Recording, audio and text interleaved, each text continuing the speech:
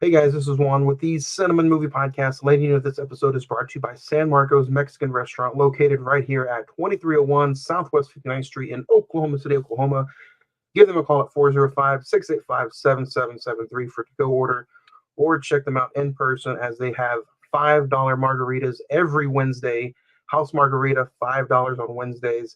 Don't forget to mention the Cine-Men Movie Podcast sent you and get 10% off your entire purchase.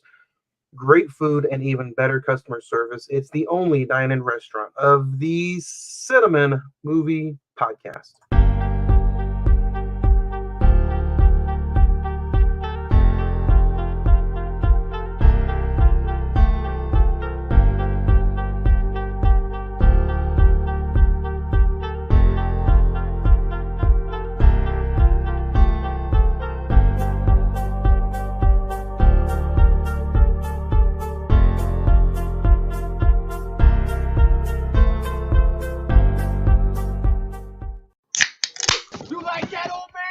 Want a piece of me? Do I feel lucky? Well, do you, punk? Good morning, Vietnam! I love the smell of napalm in the morning. You're gonna need a bigger boat. I feel the need for speed. I wish I knew how to quit you. Love means never having to say you're sorry. You do. You'll shoot your eye out, kid. I am serious. And don't call me Shirley. There's no crying in baseball. This is wrong, bitch. Hey, the Schwartz be with you. I am your father. At you, my pretty. Take your stinking paws off me. May the force be with you. Here's Johnny. What's up, film fans? Happy Sunday. Welcome to episode 293.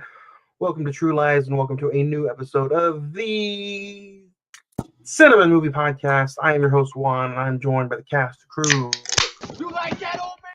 the guys. Zach? Well, maybe if my mic was unmuted. How is everybody doing tonight? What, Jay? How's it going? You feel any older? Oh, after you go past 40 years old, man, it's all downhill from there, man. I'm 42 years old. I'm 42 years old today, and it feels like it. If you didn't know, everybody, I'm spending my birthday with y'all so we can discuss True Lies. I was a little drunk earlier, but you know what? I said, fuck it, let's do this. Hey, True Lies, Arnold Schwarzenegger. You can that's how you can tell us about the truth serum later, like later on in the film when Arnold gets the shot with the truth serum. So we're here hanging out. All bad guys. They were all bad guys. Welcome to a new episode. We're here, episode 293. We're just a few episodes away from our live screening of the Return of not the Return, Night of the Living Dead. Night of the Living Dead, the George A. Romero movie. Just a few weeks away from a live screening. Yeah, Zach will have more information on that a little bit later on. Last week, if you guys did not join us, take a look back. We had a pretty fun discussion about Aquaman and the DC universe and Zack Snyder, and so it was pretty fun. Even though a lot of us were kind of regretting trying to rewatch that movie. Yeah, a lot of us wanted to watch it, but it ended up being a pretty fun discussion. So go back. You can check out those links to the new episode at the social medias. Facebook.com/the Cine-Men Movie Podcast. The Instagram is all one word, the Cine-Men Movie Podcast. X is at Cinemen405. And then you can send us some emails at cinemen921@gmail.com. Don't be bashful. We like to hear from you. Especially if whether it's good news, bad news, tell us how we're doing. You can tell us we suck for all we care. We'd be happy with it. That's true. We've had some of those. Those are some of the most. Those are some fun criticism emails right there. Zach, you look like you're about to say something about Aquaman. No, it was just one of those. The movie was shitty, but it was a fun conversation. So every so often we come across those, and those are great episodes. Few and far between. Real fun episodes. But let's get into some conversation. Zach, you have anything that you recently checked out or want to recommend to anybody? Yeah, just two things. I'm starting to watch Justified, the Timothy Oliphant show that was on FX. I got through the first season. You can watch it on Hulu.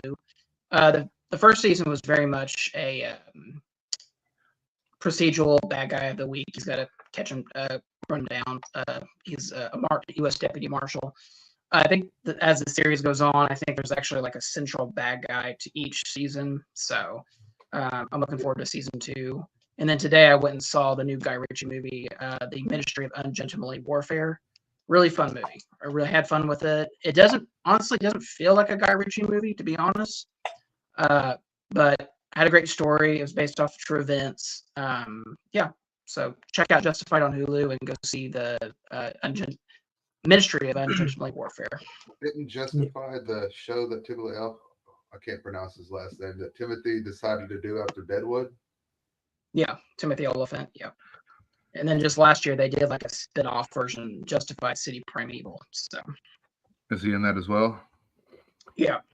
I think it's him, but it's like a completely new setting, completely new character. So it's just they take the character and just put him in like a larger city, I guess you Different would say. scenario.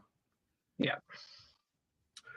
I recently, Timothy Oliphant is, I think, super, super underrated, but he's got some pretty fun stuff that he does. And it's almost like, even if you're not interested in what he might do, it ends up being like pretty good. A little bit of trivia for you both, since I've been trying to get you on the Office kick. He's in 3 episodes of The Office. Oh, is he really? He really is. He plays one of the best salesmen on the team for another company, and they hire him on to the Dunder Mifflin. Okay, well, something to look forward to. And he wasn't in Scream 2. Scream 2. Scream 2. Yeah. That's Mickey. Yep. Guy Ritchie, though, he's low key one of my favorite directors. I don't care what he usually does, whether I go check it out in the movie theater or buy it. I usually at least check out something he's done. You say I'm excited. I'm excited to see what you think about it. You say it didn't look like a Guy Ritchie movie, but just judging from the trailers that I've seen, it very much resembles a Guy Ritchie movie. The trailer does, but the movie, like, you know how it's like his visuals are like really, really fast, like kind of fast movie. Yeah. It's not like that in this movie at all, to be honest. They linger. Yeah. Yeah, Guy Ritchie's the man. He even made Aladdin doable. Yeah. A whole new world. Yeah. I'll kind of run off some stuff that I ended up rewatching this week. I did go check after the episode last week. I did go check and watch Civil War again. What'd you think? The second time around, man, it's just it's creepier. It's freaky. It's, it feels like it's just like, wow, it's hitting home, especially close to some of the areas that are here. But watching it a second time, you really enjoy more of the visuals that the director is telling, or some of the storyboard that Kristen Dunst is just unbelievable again the second time around. Like, yeah. And then the small nuances. Could she be Academy Award nominee? I don't know if you go that far, especially with it just being April. But to me, like if the Oscars were tomorrow, she'd win. If that performance can linger for another 10 months, I don't see why she shouldn't be nominated. Yeah. And then I do agree with some of the reviews about this is probably one of the only movies that can compete with Dune as far as cinematography and sound. Yeah, I would agree. So, again, highly recommended. Did the pacing get a lot better on the second watch? Yeah, it flew by the second time compared to the first, because the second time you're just waiting for these cool events to happen, and then it just goes by super quick. Checked out True Lies again for the episode, and then the not original, I guess, but the Walt Disney version of the Chronicles of Narnia, Lion, Witch, and the Wardrobe, and then Wish. Got old James Avery in it. Yep. The new Disney movie Wish. A lot of people are trashing on I've heard nothing but bad about that movie. Yeah, a lot of people are trashing like the animation of that movie, but it feels like they're just doing something different. Like, it almost feels like it's not hand illustrated, but it feels like they're going in the Spider-Man universe way. I think because this was actually the movie that this was the one, well, not the 100th movie, but for the 100th celebration of Disney, this is the movie that they came out with. When you watch it, in my opinion, it feels very much like they're trying to do like the old classic animation and still do like the CGI animation. So yep, like the new Ninja Turtles movie. Yeah. Well, see, all the problems that I've heard of the movie is that the movie's disjointed and the plot's just all over the place. But that's just what I've read. I haven't seen it yet, but that's just the reviews that I've read. I mean, it kind of does feel a little all over the place, but it's not a terrible movie by all means. There's definitely worse. There's definitely worse Disney animated movies out there. And then I checked out Night Swim today, Zach. You kind of recommend. You didn't recommend it, no, but that was your first movie that you saw. It wasn't. I've seen your review for that. Yeah, it wasn't very good, but it also again 1.5. It wasn't terrible though. Like I kind of feel like if there was just a few tweaks here and there, like it probably could have been a pretty cool little horror movie. Like there's so much potential on what the story base was that it was. So I felt like it was like we had a good idea, but we just didn't execute it to what it could have been. It's going to be a little bit till we talk more Blumhouse. But what do you just think? Like when they're putting out movies like that, they have their own little Blumhouse cinematic open now, kind of like the MCU does. Like it feels like they're really trying to build something, but they have more hits than misses, or they have more misses than hits. Yeah, I agree. So if I had to recommend anything, just because of how easy it is to get to, go check out Wish on Disney Plus. Or you can check out if you want to know. I physically bought Night Swim, but that's also up on Peacock. Again, I'm still gonna go see Civil War in theaters. Jay, what about you? Did you check anything out? I checked out more Modern Family. I made it from season 3 to 6, and it's starting to get pretty good. Where all the kids are starting to get older, you know, they can be involved in more of the storylines. You know, the kids are driving. So if you've never watched the show, give it a chance. If you have watched the show, you know how good it is. Modern Family. What are you rewatching that on? Is it on Netflix? It's on Peacock. Peacock. Cool. Let's get ready to dig into today's movies. But first, Zach is going to talk about Rodeo Cinema. As always, like here on the show, we want to give out recognition to some of our great sponsors, Rodeo Cinema being one of them. OKC's independent, non-for-profit theater, showing new movies, old movies, and everything in between. Available. You can also rent spaces, rent the theater for public or private events. There's two historic locations. The one that we always go to is in the Stockyards, 2221 Exchange Avenue in Film Row, which is the downtown location at 701 West Sheridan Avenue. They've got some great events coming up. Currently, they're showing After Sun, Sasquatch Sunset, and Monkey Man, the new Dave Patel movie produced by Jordan Peele. And don't forget, guys, May the 3rd, we're going to do a live show there. Yes. We're going to show the 1968 classic zombie film. Some say the first zombie film, Night of the Living Dead, from George A. Romero. Come watch the show and then hang out with us as we do a live show and talk about the movie. And that's going to be at the Film Row location on 700 West Correct. Sheridan in downtown. Yes, thank you. Please join us. Plus, absolutely, all that and more, and tell them that the Cinema Movie Podcast sent you. Because if you tell them that, we'll get more movies at the rodeo. More movies.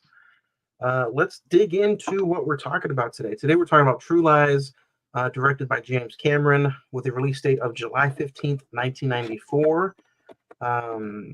Starring Arnold Schwarzenegger, Jamie Lee Curtis, Tom Arnold, Bill Paxton, The Extreme, Tia Carrera, Charlton Heston is in there as well. And with a $100 million budget, it grossed a little over $380 million at the box office. When he said "I do," he never said what he did. A fearless, globe-trotting terrorist battling secret agent has his life turned upside down when he discovers his wife might be having an affair with a used car salesman while terrorists smuggle nuclear warheads into the United States. Let's talk about it. Jay, we'll start with you. Off? Where I was going to say, yeah, can I start off? I seen this in theaters in September of '94, and I was blown away. I didn't know what to expect going in. I was just sitting there thinking, oh, it's the normal Arnold fare, and I enjoyed the hell out of it. I never knew the movie to be that funny.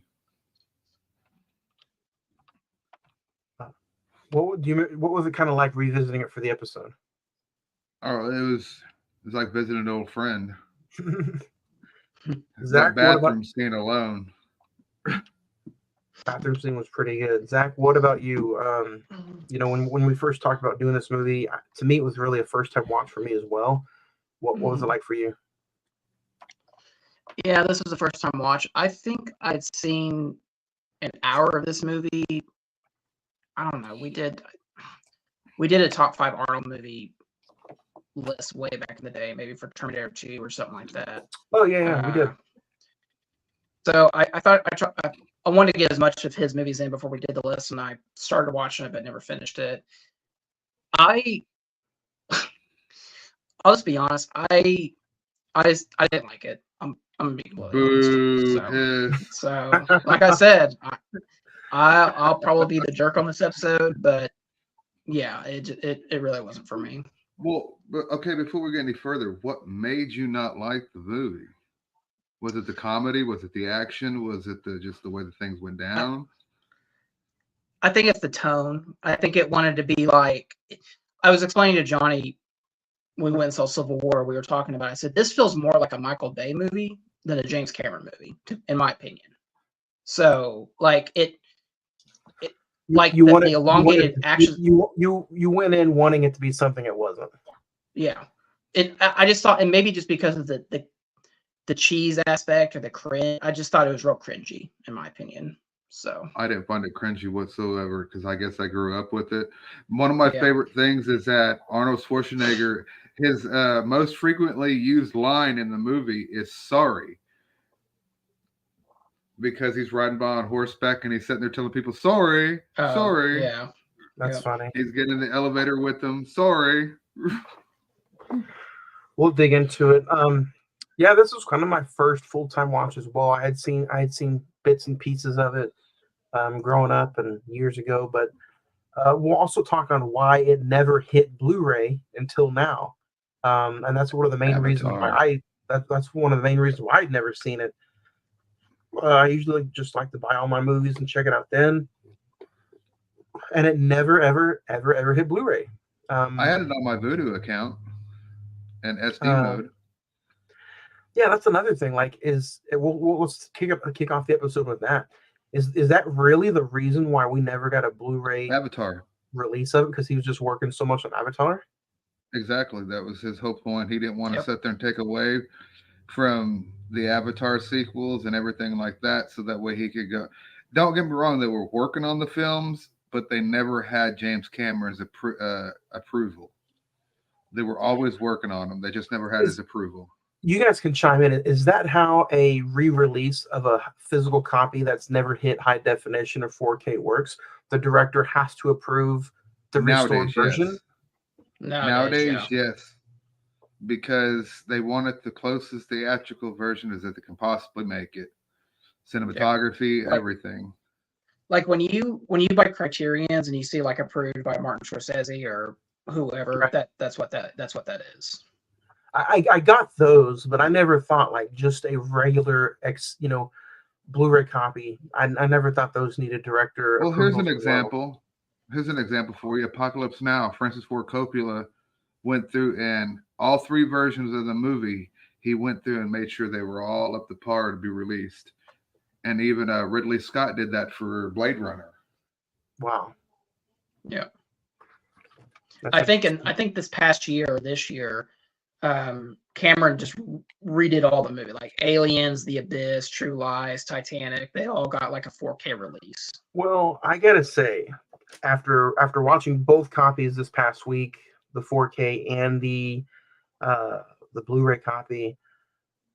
I've kind of read some as well. I didn't think Blu-ray copy of what?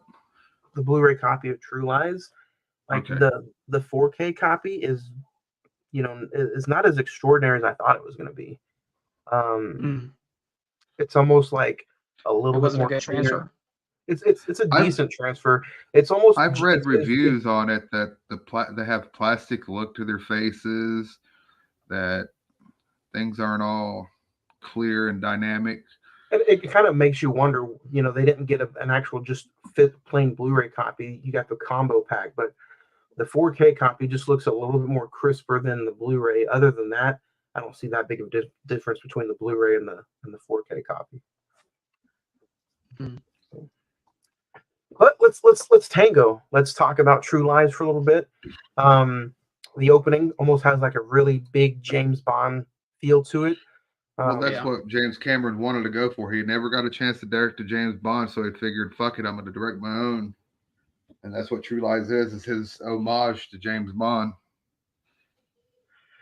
I really admire the comedy action part of the movie. Like, I kind of felt like, I was like, man, if this was just a pure action and trying to be serious all the time, I don't think I would have enjoyed it as much as I did now. Can we sit there and say that the scenes when they were chasing after Arnold after he'd been caught at the party, can we sit there and say how many times we've seen a stunt double? Like, come on now. Yeah. There was no. I mean, it's kind of hysterical. Yeah. Yeah, I was gonna say, including some of the scenes where he's riding the horse. There's almost no hiding the stunt double at all. No. You know what? Another movie of Arnold's I appreciated after this came out was Eraser. Did anybody ever see that one? Yeah, no, I haven't seen that one. When we were talking top 5 Arnold movies, I think the one that stuck out to me besides Junior, which is again an Arnold classic, is Last Action Hero. Oh, I love Last Action Hero. Yeah, it's so fucking meta.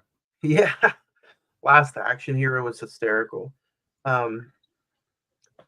Since we're plugging Arnold big time, I also request that you guys go see the Arnold documentary on Netflix if you haven't seen it.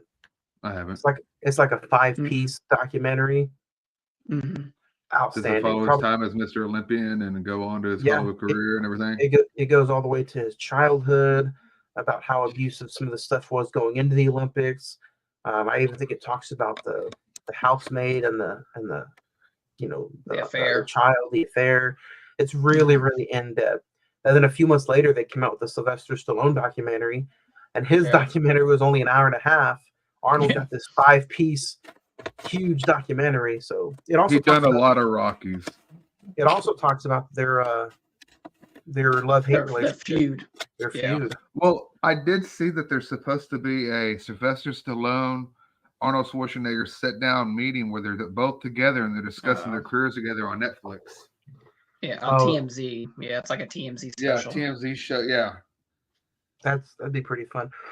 Let's get into some of the characters in this movie. Okay. What do we think about Tia Carrera, who plays Juno? She's the main villain. Swing. She's also in Wayne's World. Exactly. That's why it said swing. She's one of those 90s actresses that, like, after a few of her movies, you never saw her again. She did a lot of made-for-TV movies. Yeah. Yeah, and she's on a General Hospital at daytime. So, is she really? Yep. That's really interesting. Wayne Campbell's girlfriend's on Days of Our Lives or General Hospital. Let's go into some of the other comedy aspects of the movie. What do we think of Tom Arnold as Albert? Oh, dude, 10 out of 10 on that one. He fucking hits his marks completely. I'll probably be the guy in the. Go ahead. Oh, I was just gonna say he hits every mark like he's supposed to. He has this. I like the bond between him and Arnold, where whenever they're coming back from their mission at the beginning of the movie, and he's sitting there telling him, "You're this. Here's your passport. Here's your wedding ring. Here's a snow globe for your daughter." And he's like, "What would I ever do without you?" And that made me feel good.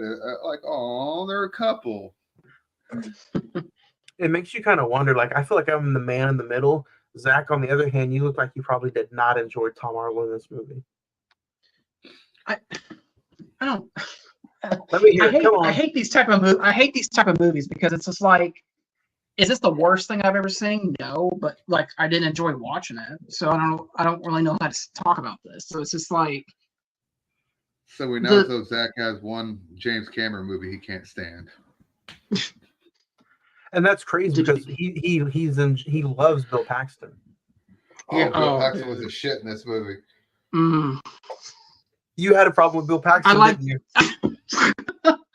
Maybe that's why I'm so hurt. Maybe this is why I hurt this movie hurts me so much. That's why. But, no, that bit of him, like the bit of him trying to be the secret agent, that's probably one of the parts I did enjoy. I'll be honest. Maybe because it is Bill Paxton. I don't know, but like it's I think the biggest thing I've always thought, because I know James Cameron as a director and he's always like so on a large scale. And so I always heard about this movie as being like one of his big action movies. I guess I was just let down by it because it takes this like really weird left turn with the whole, which I know that's the point of the movie, but the whole left turn of like, he thinks that Jamie Lee Curtis is having an affair. It's like what? And it becomes like, but it becomes like, okay, we're gonna do this like terrorist action movie, but we're gonna do this like it's really about comedy. Yeah, it's really about the husband and the wife in the long run. Like exactly. if you sit and look at it, it's really about them trying to rekindle their flame relationship. Yeah, because whenever they sit there in the hotel room, whatever, he sits there and tells her to dance and shit. You know, it's yeah, the weird strip tease. Yeah, do it slowly, do it decimally. I mean, it is kind of funny. He has like the little like recorder behind the chair. It's like, now take off your top. It's like, okay. Lay down on the bed.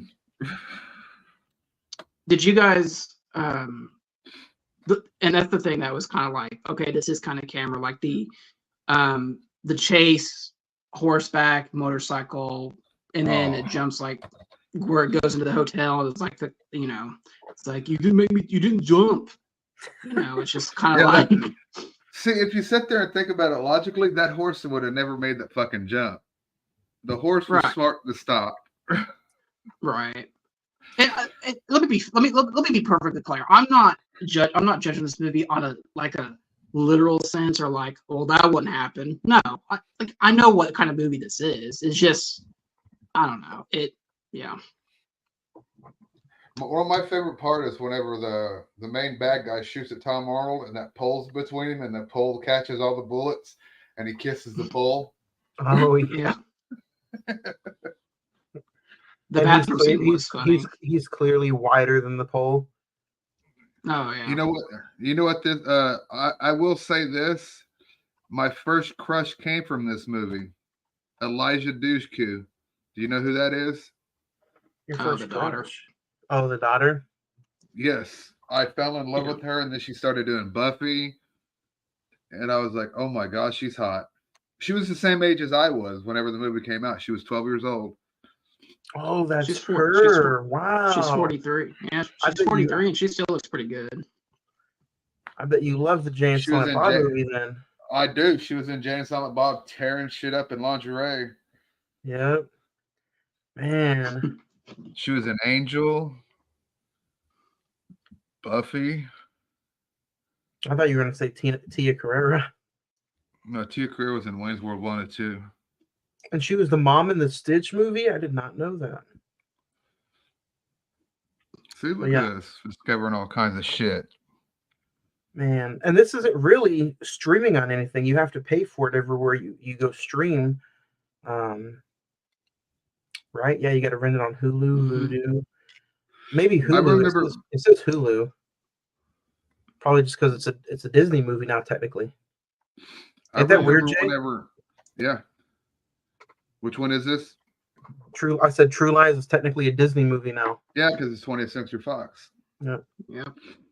One thing that I always found cool about, I just lost my train of thought. Never mind. Come back. This movie was like, it's interesting because this is like like the early 90s for James Cameron, it was dominated by Judgment Day, True Lies, and Titanic. And each one of those movies had like a 3-year gap in between them. So he was definitely dedicated for each movie in between that time. But what I find cool is we got. Go ahead. No, I was just saying. And then like after Titanic, it wasn't until 2009 when Avatar came out. That was his next movie. Well, I do find it fucking pretty spectacular that after he done an action comedy, he went and produced the movie Titanic. Yeah. One of the biggest budgeted fucking love stories ever put on film. And I mean, you really gotta like hand it to the guy. He knows how to make a movie. He knows how to make it epic. He knows how to like tell a story. Whether or not, does this movie need to be 3 hours long? That's debatable. But the way of the Avatar, Way of Water, I don't think that movie needed to be 2 hours. But it is let's not forget just not only Terminator 2, but The Abyss, the original Terminator. And some people call Alien one of the best sci-fi movies ever made, but he turned around and made one of the best sequels ever made, to where a lot of people think of Aliens as a superior film. Did you ever hear how he sat there and sold that idea to the company? He went into 20th Century Fox and put aliens and put a dollar symbol through the S, and that was it. They were like, aliens. Well, and he was smart because it was just like, you know what? We can't replicate what Ridley Scott did with the first movie. So why don't we make this into a war action movie? And that was an awesome idea for the sequel. And that movie still hits today, and it still seems very futuristic. That's actually going to be my next franchise I dig into. It's been a few months since I've dove into a franchise, but I think Aliens is the next one for sure. Are you going to do the Prometheus stuff or the Alien versus Predator stuff? Usually when I dive into a franchise, I'll do every single thing. So I'll probably do the 2 prequels, the Alien films, and then the 2 AVP movies. And then you can go see Alien Romulus this August. Yeah. So yeah, it's funny that you guys say that. Titanic 97 and then nothing else until 09. Yeah, because he was working on that technology to make sure the 3D was good. Yep. And then we gotta appreciate from a director at his standpoint. He could just be old and set in his ways, and just be like, no, it should always be, like the 80s. But he wants to evolve. He wants to make sure his shit looks as good as possible. Maybe he even inspired Zach, the movie theater director, talked to you about this last time we were at the movies together. Today's technology is even making directors like Steven Spielberg wanting to redo Jaws in today's limelight. Oh yeah, Well, see, what I noticed about True Lies is that it had a blue tint over the entire movie. Did you guys notice that? Mm-mm. I did on this watch. I noticed it. I noticed it really big on the Blu-ray watch, not the 4K watch though. Yeah, it has a very blue tint to the film. It's very big in the because it's filmed at night, and so they use the nighttime scenes in the striptease scene. Yeah. One of my favorite scenes is whenever he gets that fucking jet and he goes after his daughter and shit. Let's kind of talk about that. We'll get ready to talk about that. We talked about Tom Arnold a little bit. This is the first Arnold Schwarzenegger movie where he shares the co-star scene, where not only is it a Arnold Schwarzenegger name at the beginning of the movie, but you also see Jim Lee Curtis's name pop up at the beginning of the movie. First time he's ever done that. I don't think he's done that since.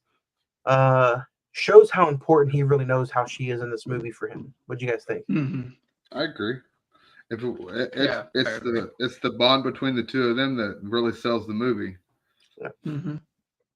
And honestly, one of the greater scenes I thought in this movie was the interrogation scene where, it's him and Arnold in between the glass, and Jamie Lee Curtis is literally spilling her guts like, no, I didn't sleep with Bill Paxton. I love my husband. It's just life has it's stalled out. It's dull. So, that was one of the better scenes in my opinion.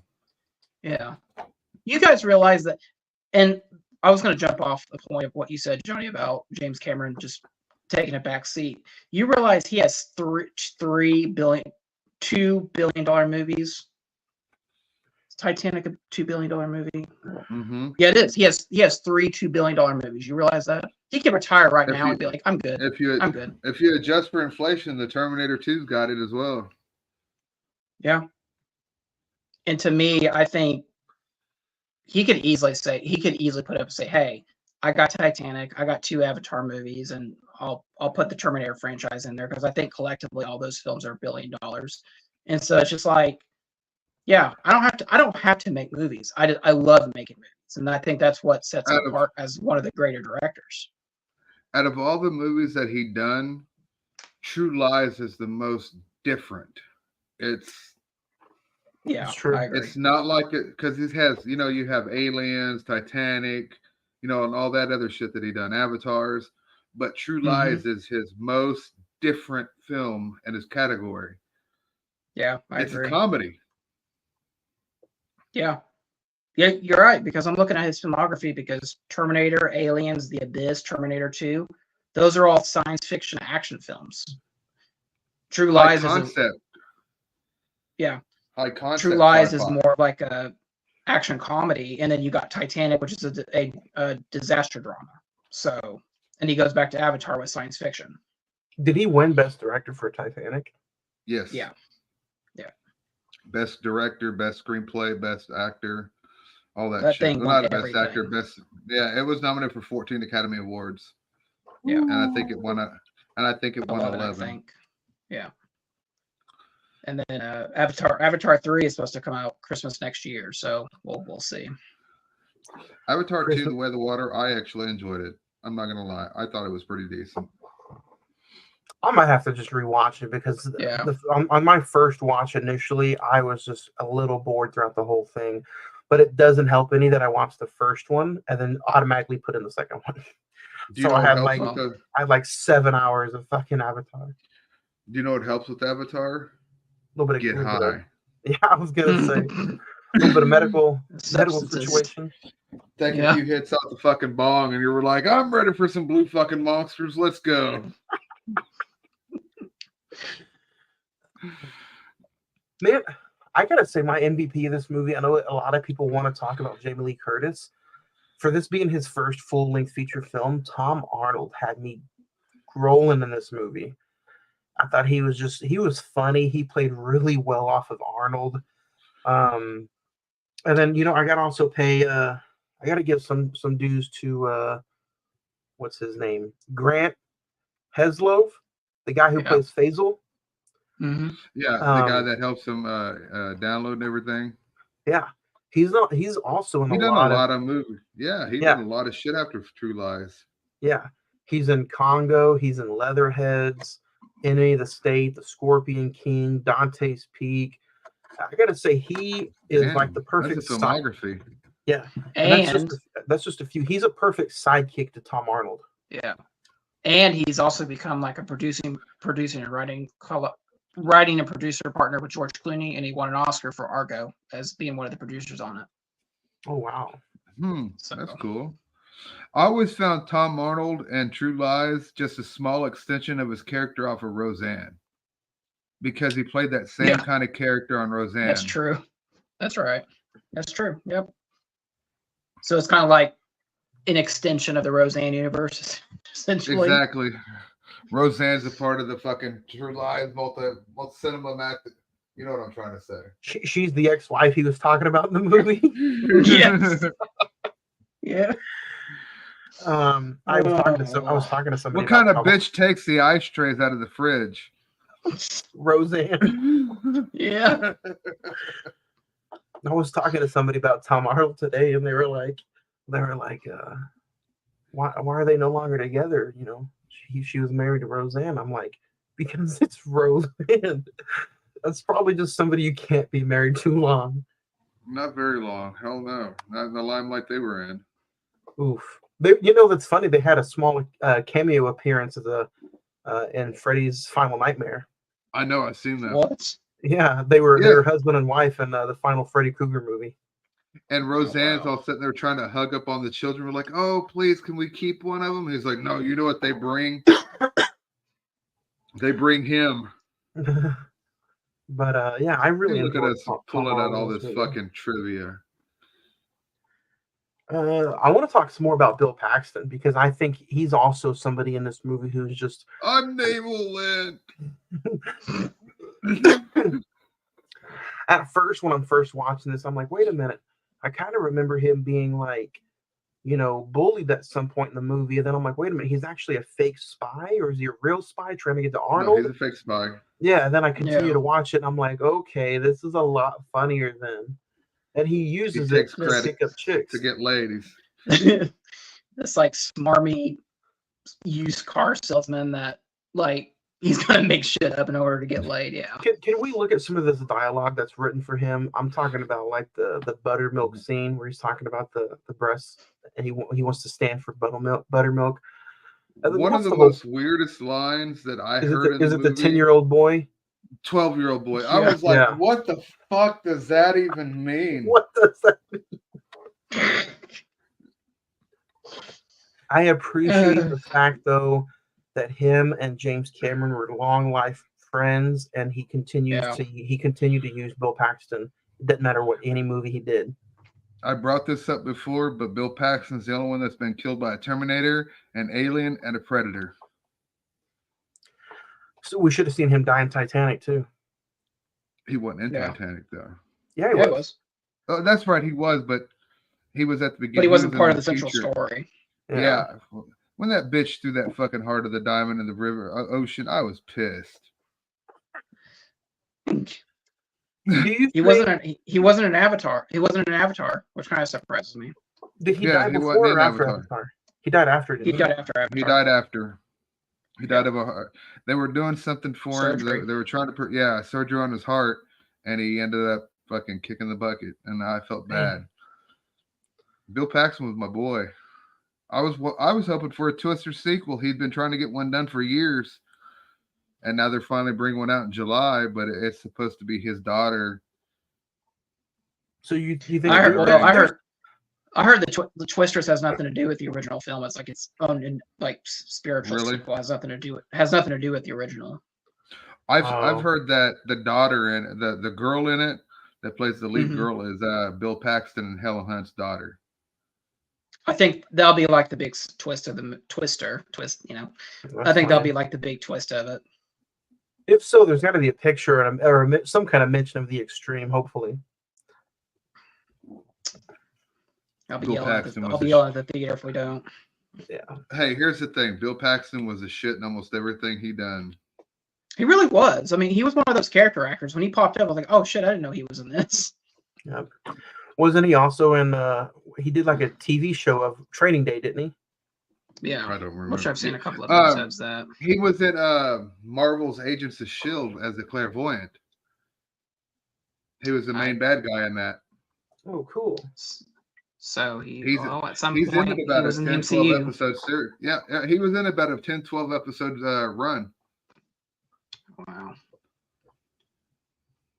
Bill Paxton. The scene where Arnold gets the shot and he starts just like laying the truth out there. But they are all bad. Overall, the Agent Doris thing with Jamie Lee Curtis is like, okay, now you're Agent Doris. She's like afraid to pick up the telephone every time it rings. So one of the scenes we have not given light to, and it took him forever to film, was the bathroom scene. That bathroom scene, it rivaled the Mission Impossible 6 bathroom scene. I don't know, that Mission Impossible bathroom scene is pretty good. That I will say that was one of the highlight scenes of True Lies, is that bathroom scene. Yeah. You know, like you're fired and he kills the bad guy with a missile into another building. Oh, yeah, we haven't even started talking about some of the ending scenes yet. I think that if I had to pick something that may be a little bit of a letdown, but then rise back up, is there's 2 or 3 scenes in the movie where you're like, okay, that's the ending scene, we're done. But then another ending scene happens. Well, he has to go get his daughter from the main bad guy. Because at first you're Which like, I mean, yeah, I mean, I would agree. That's another elongated action sequences because he rescues, he gets Jamie Lee Curtis out, and he gets on the jet to save his daughter. So yeah, that's like two individual long Major set sequences. pieces. Yeah. So. But here's the thing about the Jamie Lee Curtis scene. She fucking actually did that scene where they had her over. Straight down. Yeah, she was they harnessed had to her. the helicopter. Yeah, exactly. And they fucking pulled her up. And what you see when you see her dangling from that fucking height, that's really Jamie Lee Curtis pulling off that stunt. Now, from what I heard, when he pulls her out of the limo, that was the stunt double. But whenever you're looking back and she's actually holding on with him through the helicopter, and you see her face in the water underneath, that's her. Mm-hmm. Yep, she's really dangling. What, a couple hundred feet in the air? Yep. This was kind of like a little career resurgence because at this point she had done obviously all the Halloween movies, and the same year she had Training Spaces. Yep. My Girl 2 was that same year, and then I love My Girl. And then those came out on Blu-ray. And Halloween H2O was 4 years later. So can we give a little bit of love to My Girl? Yeah, those are some good movies. Very underrated. I fucking cried when Thomas J died. Yep, the first one still gets me all the way. I haven't seen I bought the double pack on Blu-ray, and I'm like, man, I can't wait to watch these. I watched the first one, bawled like a big ass baby, and then I haven't watched the second one yet. Fucking Macaulay Culkin had to go back and get her glasses. Is My Girl 2, is that like a direct sequel to the first one, or is it something different? Yeah. Okay. No, it's a direct sequel where she goes to California to stay with her uncle, which is her dad's brother, and she goes and stays in California to find her birth mother and all the stuff that she can find out about her birth mother, because people there were like, hey, we know your birth mother. We have some stuff for you that you might like to know, like videos and shit like that. Oh, okay. That's when she... Is that when she does the Austin O'Brien from True, right? But she does the poet classes, right? Or is that the first one still? The which one? When she does the poetry classes. That's first one. Okay, fuck, my bad. Yeah, then I just still have seen the first one. Those are some underrated movies, man. I see My Girl in theaters. Lucky. Yeah. And we also have to remember she won an Oscar for Everything Everywhere All at Once. Anna Chlumsky and Jamie Lee Curtis. She's in Borderlands later this year, but that's funny. I thought the trailer to that looked pretty good. She is the Eli Roth joint. She's just an overall. Can we just say she's an overall badass? She's a good actress. Yeah. I liked her in Trading Spaces. She was good in Trading Spaces. Plus, you got to see her boobs in it, so hey, that makes it even better. And then just for her to come out and do stuff like Freaky Friday, Knives Out, she's just... Knives Out was good. Yeah. I didn't find Freaky Friday to be... Yeah, I like Knives Out. Freaky Friday was the same as the rest of them. Yeah. It's interesting. So at this point now, looking back at this movie, because this movie turns 30 years old this year. Yep. 30 years old. True Lies. Looking back at this film and seeing Arnold and Jamie Lee Curtis 30 years later, they are exactly the kind of people that we thought they would be 30 years later. Well, good head on their shoulders. 30 years, this picture holds up. In my personal opinion, this picture holds up as an action comedy to this day. Yeah. You look at some action comedies that come out, some movies have tried to be True Lies even just 10 years ago. What's that movie with Chris Pine and Chris Pine, Reese Witherspoon, and Tom Hardy? Oh, this means war. Is that it? Yeah. Yeah, this means war. There's movies 10 years ago, 15 years ago, even today that try to be True Lies, and they just can't get it right. So yeah, I agree. True Lies 30 years later holds up, and I mean, it had me laughing. So, But I like how some of the pictures or some of the posters for this movie make it seem like it's just a hard ass action movie. It's not. But it's not. Even in the poster that I used for the poster here, like Arnold's face there, it makes him look like this is just an overall hard ass action movie. And yeah, it almost makes it look like a James Bond movie. Yeah, which is cool. I think this is the redo poster. I think the original poster had Arnold in the center of it by himself holding a gun next to his face and a grenade between the True Lies. Yeah. Yeah, it was basically it was a James Bond poster. Yeah. What? And then I like the ending. You know, they restored their love and come to find out that their flame in their marriage, she just ended up being his secret.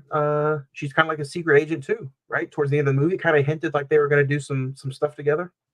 Yeah.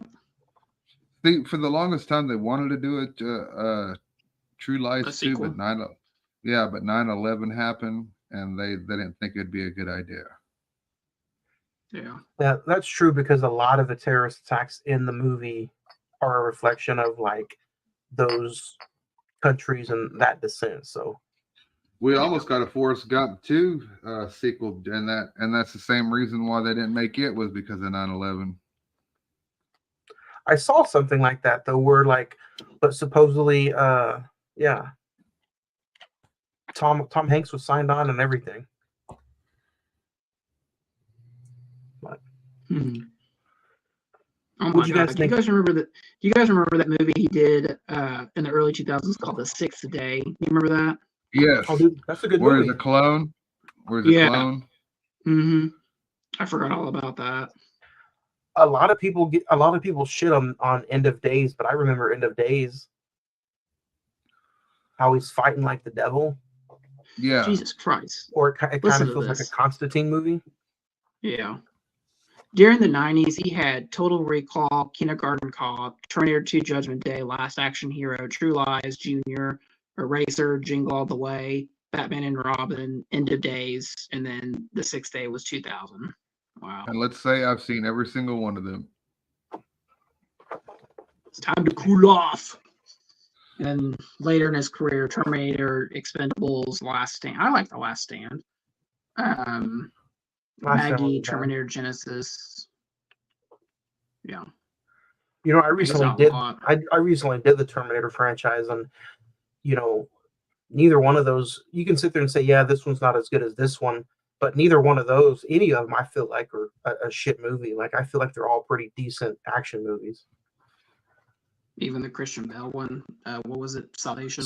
Salvation to me was a really good apocalypse film, dude. Like it felt like a Terminator movie, but in some sense, it like also felt like a good end of the world kind of film too. Mm-hmm. I'll agree with you. I remember liking Salvation. I haven't seen it in years though. We went and saw Dark Fate, and I think we liked it pretty well. Dark Fate was pretty cool. It was a good callback to because it was supposed to be a straight sequel to the original to Judgment Day. Yeah. Yeah. And you know, a lot of people give Rise of the Machines shit, but I liked it as well. At the end of Rise of the Machines, you get the actual detonation going off. Yeah, Judgment Day. Well, I mean, yeah. Well, I mean, I feel like, and if you listen to the director's commentary, it's actually quite interesting. That was really the only ending they could have done. Is the actual end of the world. Yeah. So we had to get there somehow. But going back to True Lies, yeah, I mean the escape, the machine gun, the gun falling down the stairs when Jamie Lee Curtis shots it off, and it's just like knocking people out. Flamethrowers, jet climax. Yeah, I love the jet climax. I do too. Especially when he's standing behind Arnold and he's like, land this plane or I'm going to kill her. And then he just has that look in his face like, doesn't he sit there and say, you're fired? Or some shit like that? Did he?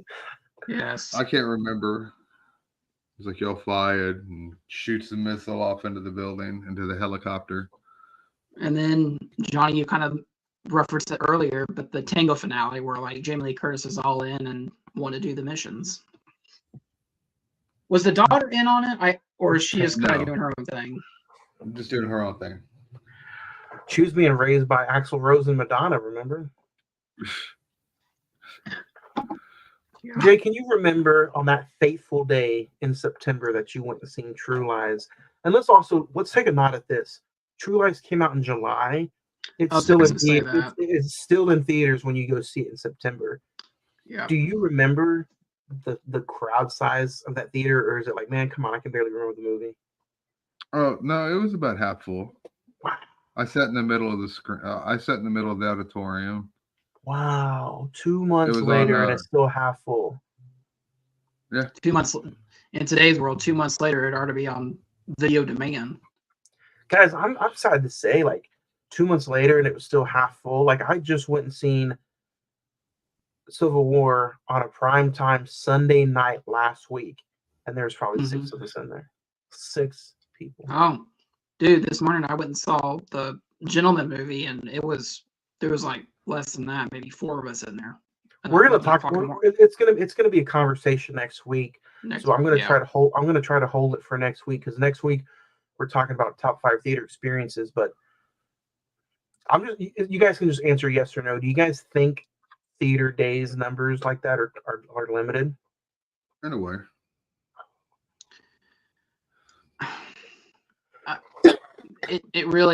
That's really an open-ended question, because if we don't have things like Deadpool and Avatar and other things, then yeah, I mean, what was the last big movie that I guess Way of Water, was that the last big movie? And Top Gun Maverick, was that the last one where like swarms of people went and saw it? Yeah. I mean, Dune just happened. I mean, we got to ask you, Zach. Really, Dune? How was the theater packed there? Yeah, I guess Dune would be the last one, because we went and saw it 6 o'clock at night, and it was 600 seat IMAX, completely sold out. So yeah, I guess that was the last one. But yet, I mean, movies like that, they're already taken out of the theater. They're already on demand on Vudu. It hits Blu-ray here in about 2 weeks. Oh yeah, that's true. Yeah. So that kind of puzzles me still. Like, who are the executives that think that? Like, there's not really any movie in theaters until May, really, right? Until the Planet of the Apes. Why not keep that in and just let it make as much money as possible? We're going to talk about that next week, because I feel like, I mean, I guess the next big movie is The Fall Guy, the Ryan Gosling movie, but that's not going to bring in like loads of people.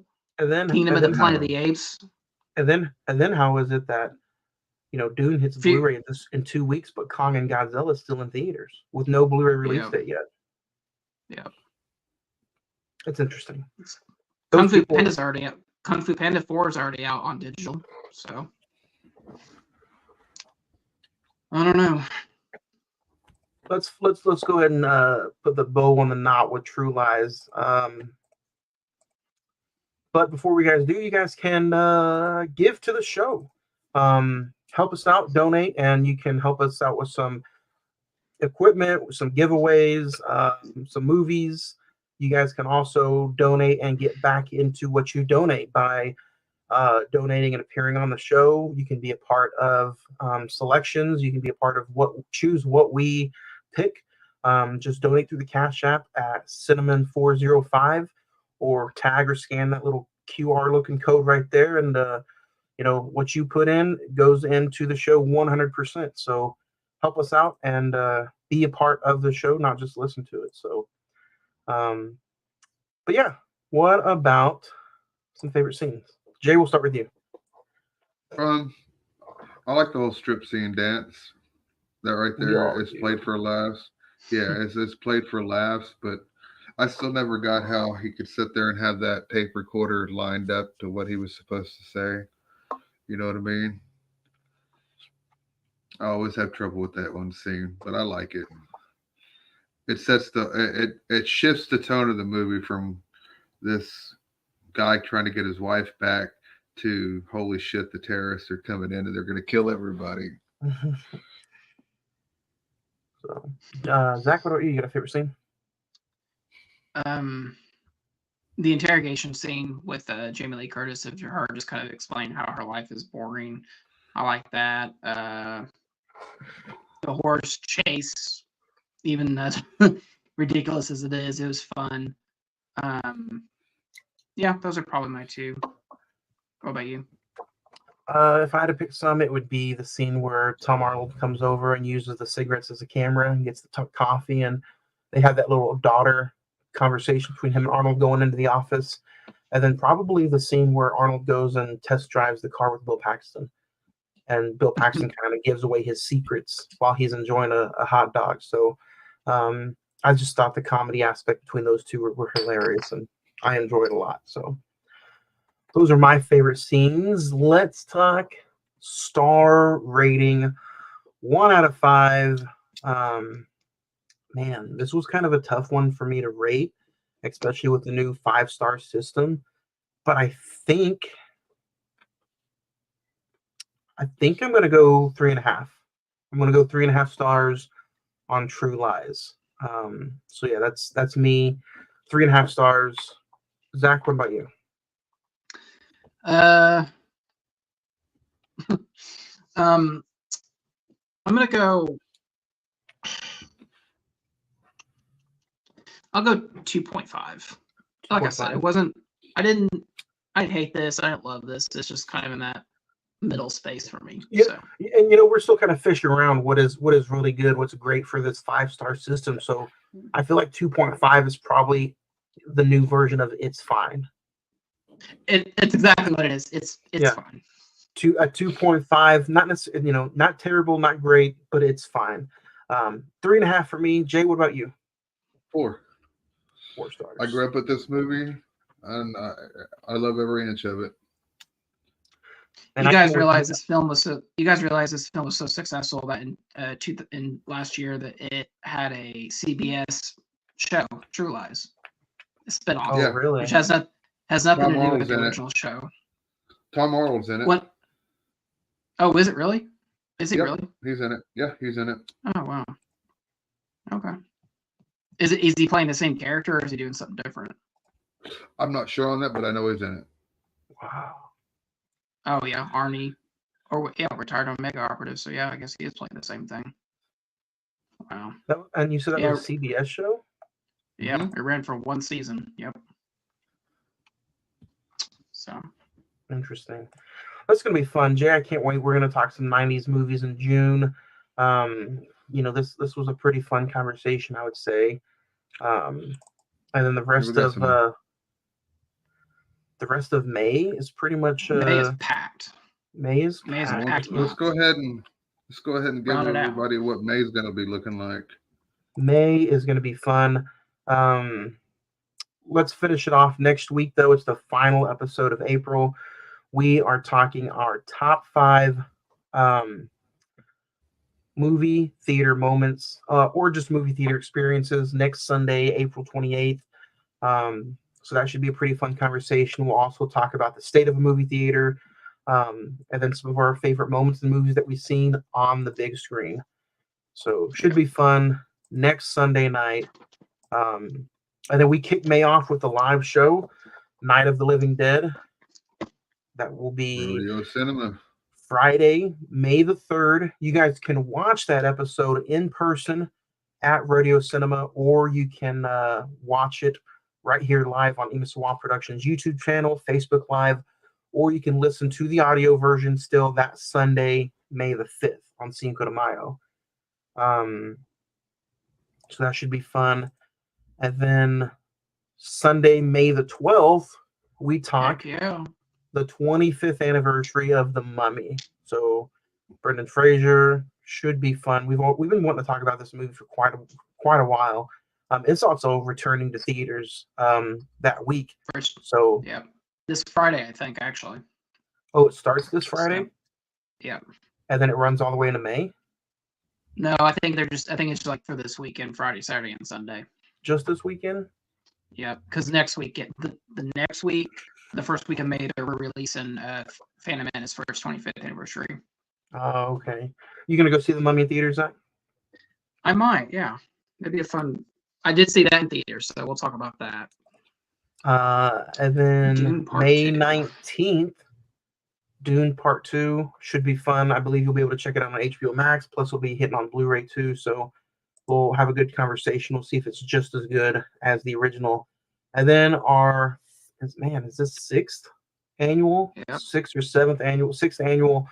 Memorial Day War episode movie, Sunday, May the 26th. We're talking Apocalypse Now.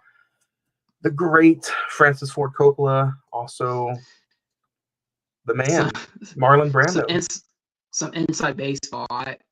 Me and Johnny were talking about like what we should do for the Memorial Day episode. It's like, well, we haven't done. I kind of thought of about Apocalypse Now, and he's like, "Oh, we're doing that," without even like thinking about it or nothing. What did we do last year? We did the war movie that was on Netflix that got nominated for Best Picture. All Quiet on the Western Front. Yeah. Yeah, that was kind of a snoozer. Yeah, it wasn't. And then I don't know what happened. I don't know if COVID happened or what, but it ended up just being me and Craig on that episode, and he just kind of skimmed through it, so it was kind of like it was a dull. It felt like a dull conversation, but yeah, last year was All Quiet on the Western Front. This year should be a little different.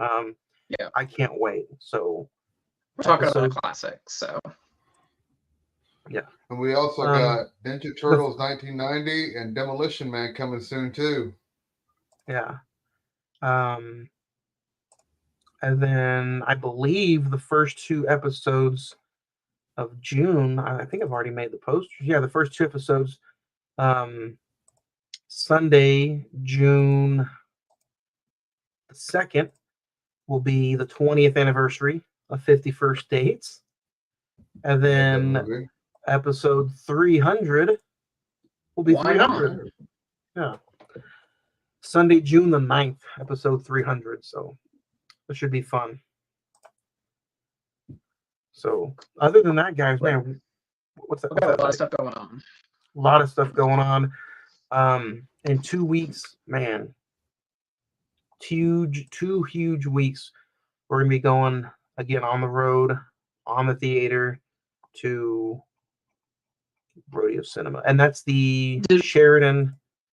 That's the Sheridan location. Are we doing? Did we skip one? We're doing Revenge of the Sith, aren't we? The first Sunday in May. No, we're doing. Yeah, remember that had to change because we're doing a live Night of Living. So that's just okay. So it's just gonna be that show, and then the next one will be the Mummy. Oh yeah. I wasn't gonna. Yeah, I don't think we could do 2 and no, it's a little too much, especially with a live event. We'll probably do Revenge of the Sith next year for its 20th anniversary or 25th anniversary. Don't we have a bonus episode of The Crow coming up soon? I think that's going to be a full-length film. We did The Crow in a bonus episode years and years ago, but I think when it hits is it turning 20 or 25? 30? 30. Because it came out in 94 as well, right? Yep. Yeah, so I think in September, because the 4K comes out in a few weeks, so for its anniversary, the newest one comes out as well. Yeah, we're going to do that as an anniversary show. Well, the remake was supposed to come out in June, but did it get pushed to September? Part of me thinks it got pushed to next year. Yeah. September. Okay. And then don't forget to join us this Thursday, April the 25th, for a live draft show. The NFL draft is this Thursday, and as the announcements get picked, as the teams pick their draft choices, we will be live recording with a draft reaction show live this Thursday. We also break down the AFC North and that division. This past Thursday, we had a pretty fun conversation. So join us this Thursday as we break down the NFL draft and the selection, who goes number 1 overall. So it should be fun this Thursday. Other than that, guys, I think that's it for us here on the movie side of things. Until next week when we talk our best theater experiences. Is there anything else we want to add to True Lies before we get out of here? No, that's just a good movie. Good movie. Go check it out. And then don't forget to email us your top 5 movie theater experiences, as we will let you know our 5 next Sunday. And they will be read online, right? yeah, if they send them in, we'll read them. We'll read them live on the show. So send in your 5 theater experiences, and we'll read them next Sunday on an all-new episode of the Cine-Men Movie Podcast. Bye, guys.